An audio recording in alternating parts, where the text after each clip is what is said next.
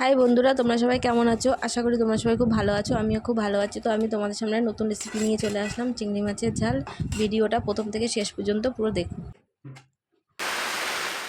কিছুটা চিংড়ি মাছ নিয়ে নিয়েছি, তো এতে আমি নুন হলুদ দিয়ে চিংড়ি মাছটা ভালো করে মেখে নেব।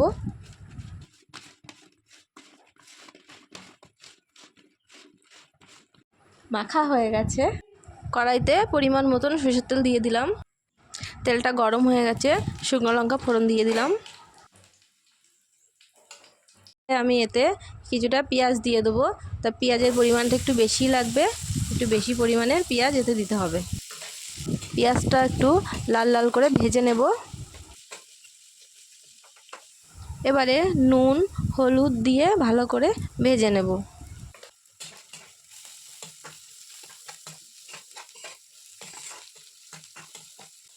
নুন হলুদ মাখা চিংড়ি মাছটা এবার আমি ভাজা পেঁয়াজের মধ্যে দিয়ে দেবো।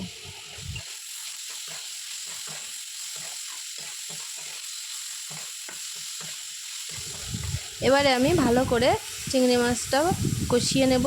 কষিয়ে এবার ওতে আমি পরিমাণ মতন জল দিয়ে দেবো।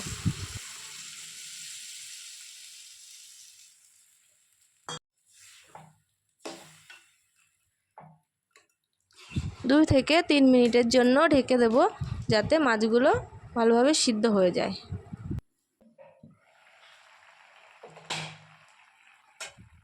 তো মাছগুলো খুব ভালোভাবে সিদ্ধ হয়ে গেছে। কিছুক্ষণ ফুটিয়ে নামিয়ে নেব।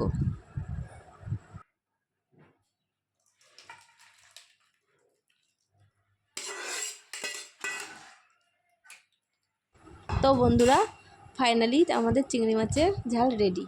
তো বন্ধুরা, পুরো ভিডিওটা দেখার জন্য ধন্যবাদ।